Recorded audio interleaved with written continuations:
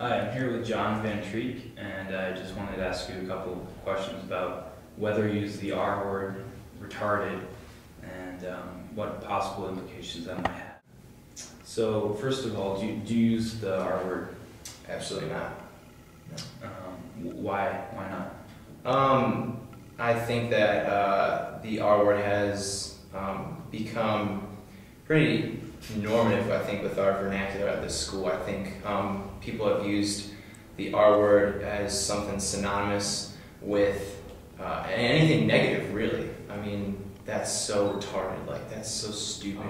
It's not used in any way towards, like, enriching someone, or it's not used in any positive light. Well, because there's a community with mentally disabled people, so, I mean, and they are mentally retarded, but when you make that word synonymous with something negative, you're putting that whole community, which is marginalized already in and of itself, and you're making that community just even more so discriminated against and sort of, you know, oppressed in that way.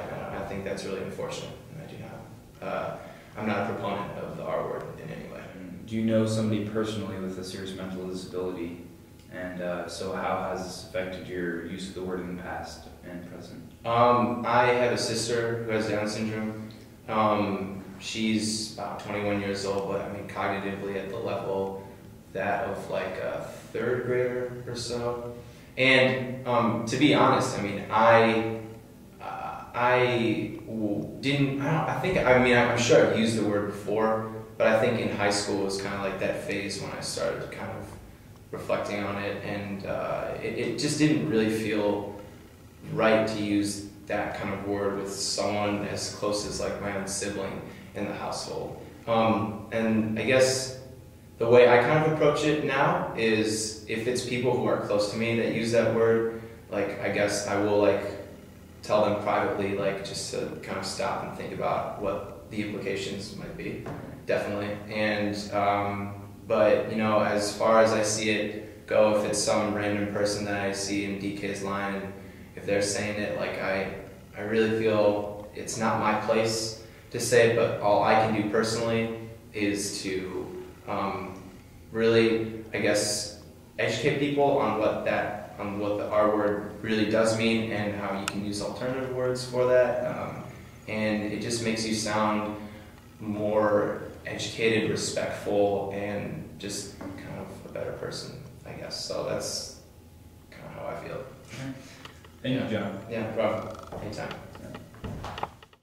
Hi, I'm here with Greg Buchanan of the Psychology Department, and I'd like to ask you a few questions about your use of the R word or disuse of it and kind of the contextual meaning behind the word. Okay. First of all, Greg, do you use the R word? Yes, I do. I use it in a professional context. As a clinical psychologist, it comes up in a number of different ways. Could you elaborate a little bit more as to how in class or other contexts you might use it? Okay.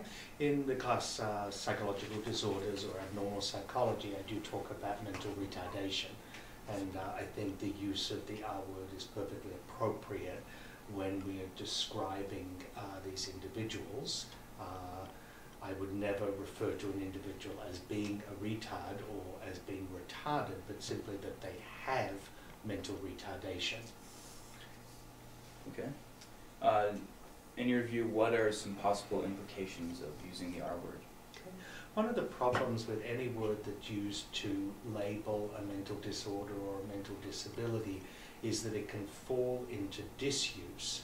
For example, the old terms we used to describe the various levels of mental retardation were idiot, imbecile, moron, and cretin. These were just diagnostic labels. They weren't meant to be pejorative terms, but ultimately, through common use, they become pejorative. The same is possible with the term mental retardation, which was never meant to be stigmatizing, but in common usage can be. How do you think the word affects people with mental disabilities? Well, first let's distinguish between mental disabilities. So we would have mental disorders, right, mental illnesses, and then we would have mental retardation, which would be separate from that. Okay. But I think like any labeling term, it would create stigma when it is used inappropriately for the person. I can't imagine anyone having anything but a negative reaction to being referred to as a retard. Is there a more appropriate professional term that psychologists or other professionals might use to refer to people with mental disorders? Yes and no. We commonly will see the use of the term intellectual disability in place of mental retardation, and it's somewhat in vogue. The problem, of course, is that, well, how will that word eventually be used pejoratively? The terms, as I have mentioned, do change over time once they come into common usage. I prefer the use of the term mental retardation because I think it describes the fact that this means slowness. It does come up with another mental disorder, a sexual disorder that's referred to as retarded ejaculation, which indicates it occurs in men when they take too long to reach orgasm or may not reach orgasm at all, a common side effect of many medications, particularly those to treat depression, and it just indicates slowness. Right. And I like the use of that term rather than disability for mental retardation because it implies that the person can in fact catch up. They're not completely lacking, they are slow, and with appropriate teaching, etc., they can be brought up to some speed there. Do you know anybody personally with a serious mental disorder? And if so, how does this affect your use of the word? As a clinical psychologist, obviously I've worked with hundreds of people with mental disabilities. I also work for a company that contracts with the Wisconsin Department of Corrections, where I do therapy work with offenders, particularly domestic violence offenders. And many of these men also have various mental disabilities, and many of them may be in the borderline mentally retarded range or perhaps lower. So in the sort of my personal life and through various friends, particularly thinking of one person, the son of a good school friend who is profoundly mentally retarded. Because it is part of my professional life, I don't think so consciously about the term because I'm always using it in that professional context. Okay. Thank you very much, Okay. Greg. Thank you. Cheers. Yeah. Yeah.